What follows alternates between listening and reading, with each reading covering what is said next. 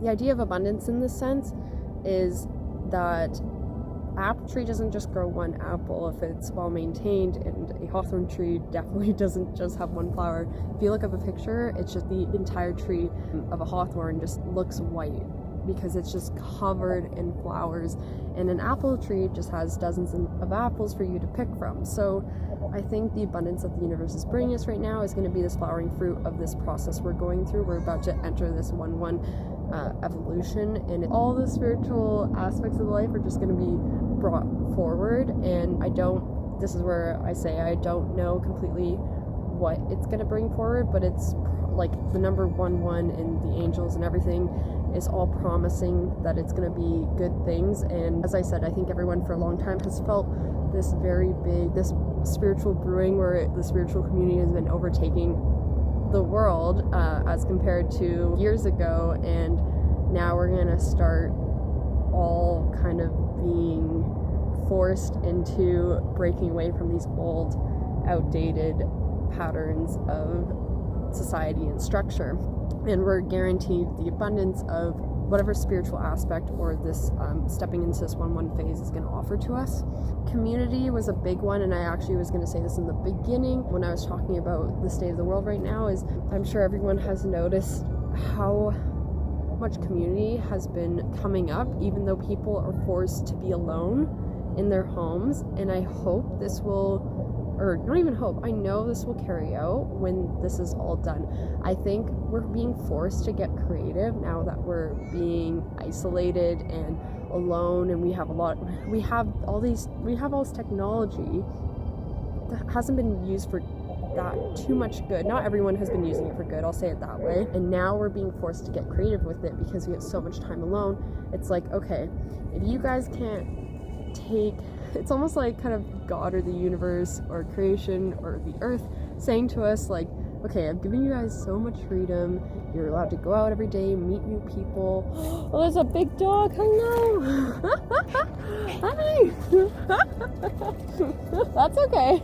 I think he's gone.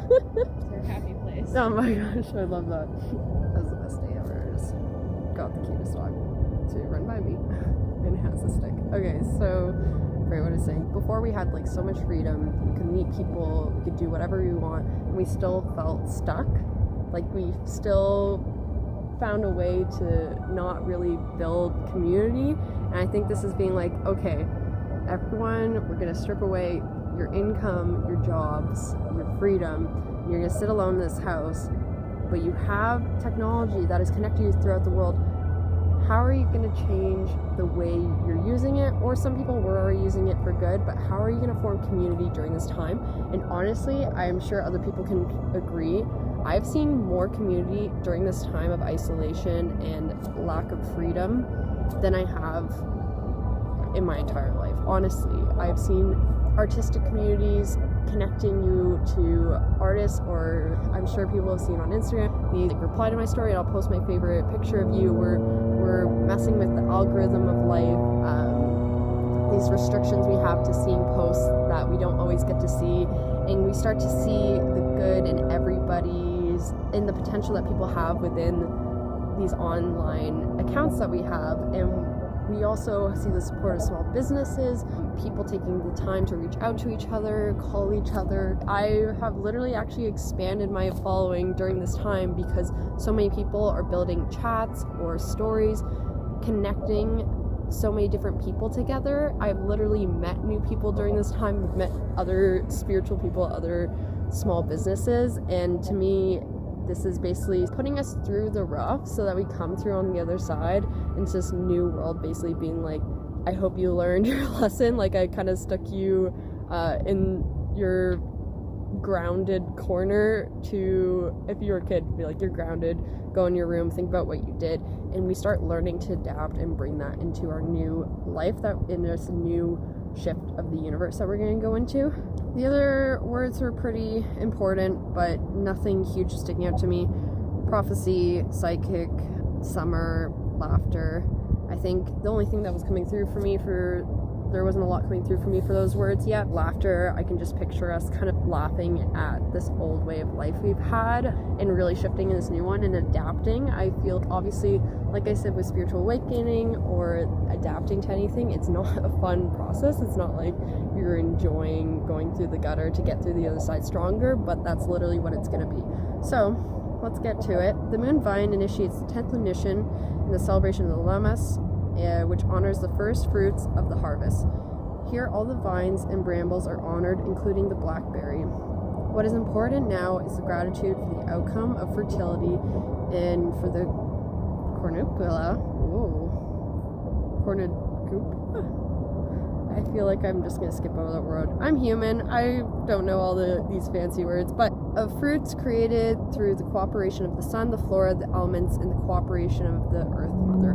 This is exactly what I was saying. Literally, I even use this as a reference for the sun and how it brings about abundance and how it brings about photosynthesis and how it brings out the flowering of the fruit. It's basically just going over all that.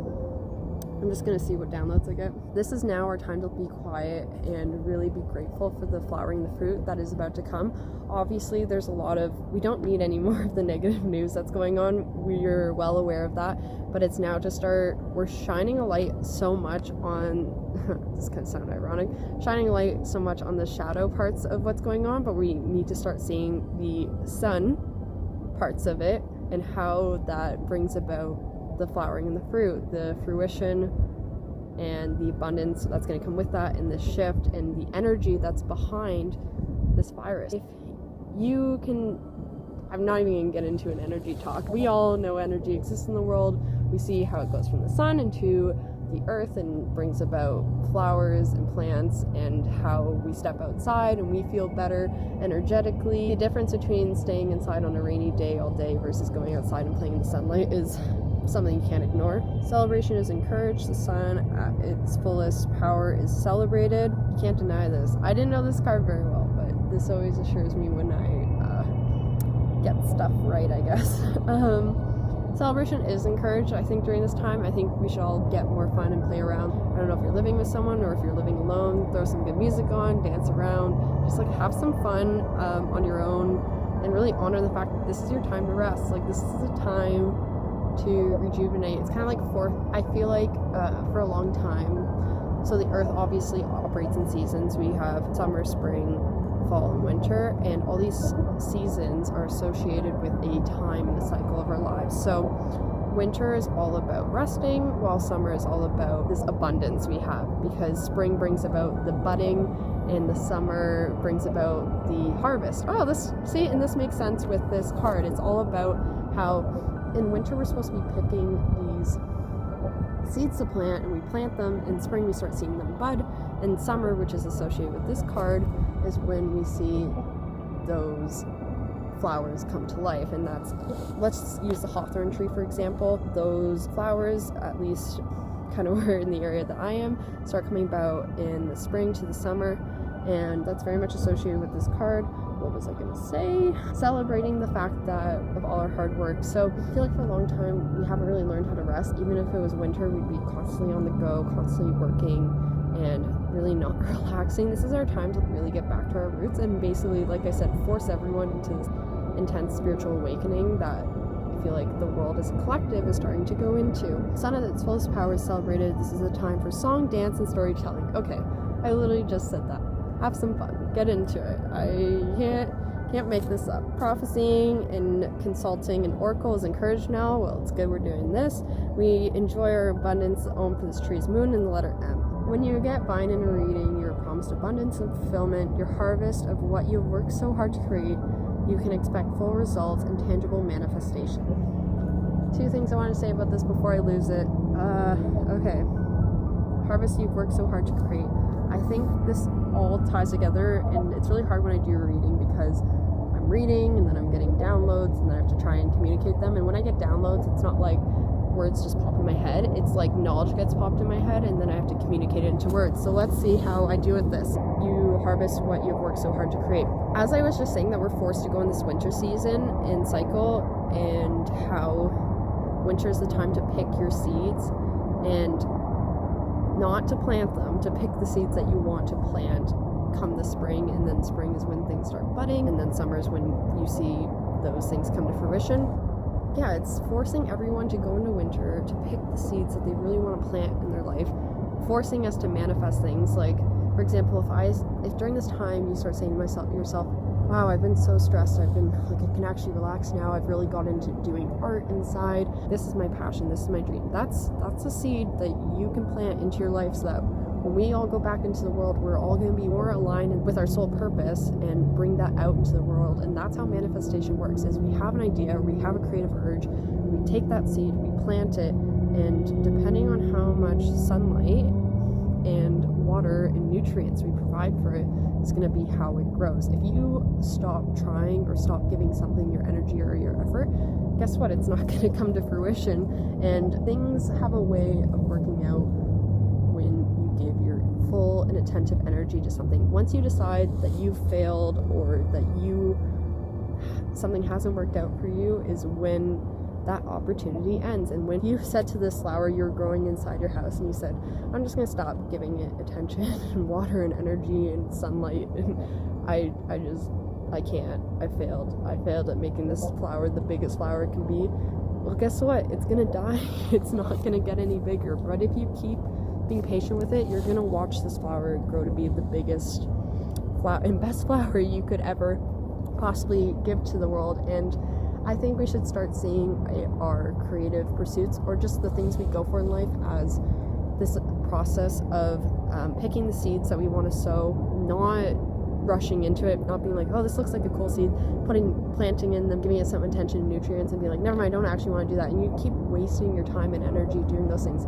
We should see our creative pursuits as this time where we go into the winter stage, we pick our seeds that we want to plant, we plant them.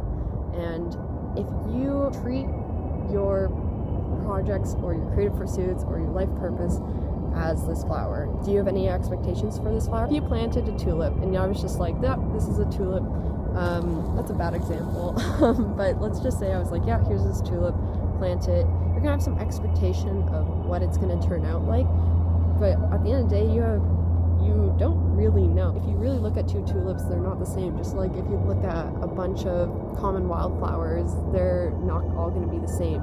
And the way you talk about your creative project, imagine talking that way about a flower you're growing in your house. If you find yourself saying, yeah, I love this and I love this project I'm doing, but it's not growing fast enough, or I'm not at this point, or I've failed, that's just based off of your expectations. If you actually care about something or you love it, let go of this end goal of what you think that your project, or flower in this case, is going to look like, and just appreciate its beauty. Because honestly, sometimes, or I think all the time, when we release our expectations, our life is going to be even better than what we thought it was going to be. You can expect results in tangible manifestation. That's exactly what I'm saying. Kind of viewing your creative process as this stage of picking what seeds you want to sow with because we don't have unlimited energy. So if you spread your energy too thin, your creative projects aren't going to all grow.